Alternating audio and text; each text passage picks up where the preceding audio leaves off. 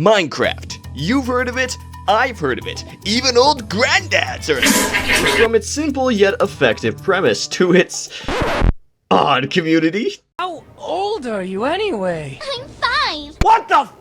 Minecraft is a game that's managed to stay relevant for over 15 years, garnering a huge fan base while also becoming one of the biggest video games of all time. But there's one side of Minecraft that I want to talk about today that's been on my mind for a while: the creepypastas. And when I say creepypastas, I'm talking about the creepypasta.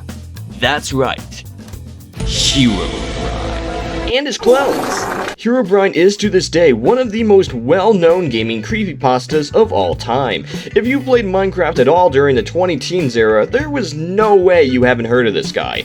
He was the Bigfoot of gaming, the boogeyman of Minecraft, with people saying he would do things like damage trees, build odd structures, and sometimes cause glitches or errors within players' games. Nowadays, Herobrine is really just part of Minecraft's history and kind of a joke, but around 10 years or so ago, people on the internet were genuinely scared of this white-eyed guy. There were countless sightings and stories about this character. Some say he was the vengeful spirit of Notch's deceased brother. Others say he was an in-game character that existed within the game's files. And some believe Mojang removed him, while others believe he still exists to this day. So I thought it'd be fun to take a dive into the backstory of Herobrine and his origin. Grab yourself a tasty drink, lean back, and enjoy the video.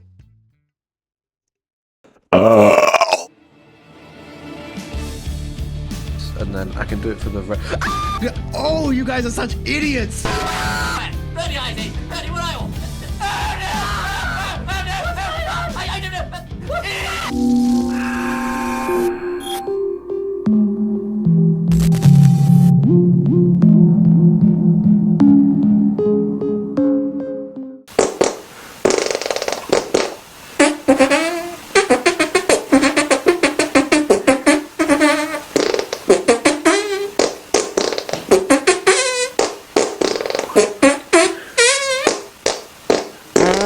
To truly understand Herobrine, we need to go back to where it all began.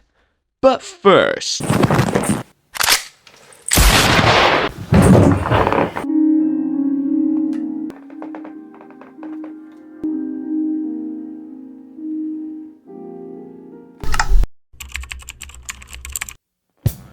The year is 2010. Justin Bieber's hit single Baby is taking the world by storm. Facebook is the new and trendy social media.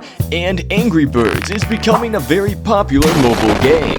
But amongst these popular trends, Minecraft is quickly amassing a very dedicated community, despite being in its very early stages. Minecraft was hardly the titan it is today, but back then, the community was very tight-knit and would oftentimes communicate using internet relay chats or speaking on the Minecraft forum, oftentimes posting ideas and suggestions of things that should be added to the game, which Notch could potentially see and consider adding.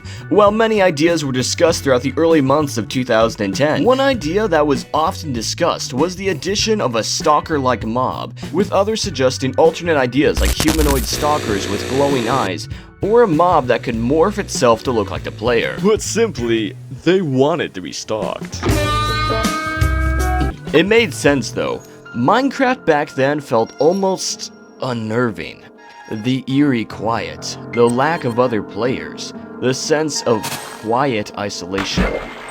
But Minecraft wasn't necessarily intentionally made to be scary, and aside from the mobs, there wasn't really anything within this game to necessarily give off a really creepy feel. Or at least that was the case, until July 7th, when cave sounds were added to the game. Now normally when you think cave sounds, you'd probably think of echoey footsteps and rushing water.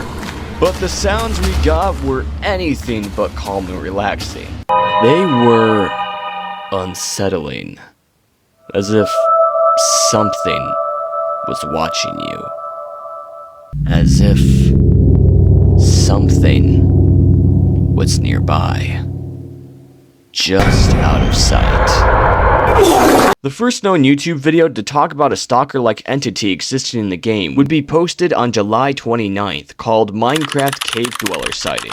The video was 1 minute and 11 seconds long, and took place in a survival world with a player walking through a cave-like area with nothing but dirt blocks in their hand. After watching the video the first time, I didn't see anything, and after watching it 5 more times, I still didn't see anything. After going through the comments section, a bunch of people said to look behind the waterfall, as apparently there was some kind of entity behind it. People also said they saw one in the cave near the end of the video, right at the 1 minute mark. Though honestly, the quality of the video is so bad, it could really be just about anything. And then came July 31st, when a post was made on 4chan by a user named Flaky. Odd name choice. Okay, so their story begins by accounting the events of them going mining in their world, only to suddenly come across an entity with white eyes. Now, unlike most humanoid entity stories, this one was not a humanoid, but rather was described as almost being like a mechanical spider. Stories like the White Eyes post and the Minecraft Cave Dweller sighting are just 2 examples of Herobrine's origin slowly being formed.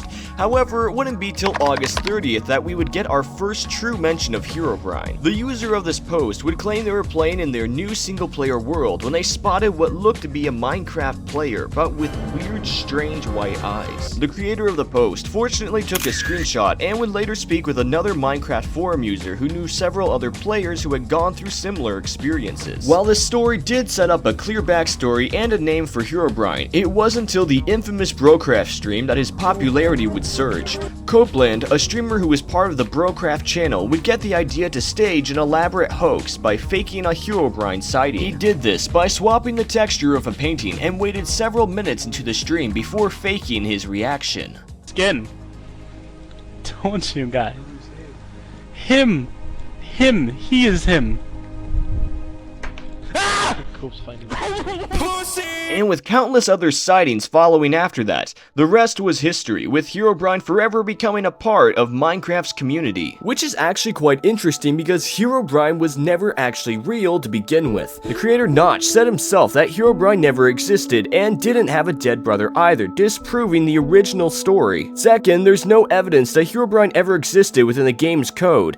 And third, 4 months after the first known mention of Herobrine, a user by the name of T. Kelly would make a plugin mod for Minecraft, which allowed you to summon Herobrine into your world by making an altar using gold and redstone, which is what was probably used to fake many early Herobrine sightings back in the day. Either way, Herobrine is still to this day one of the most interesting gaming urban legends of all time, and it's interesting looking back upon him and remembering how many people used to believe he was real back in the day.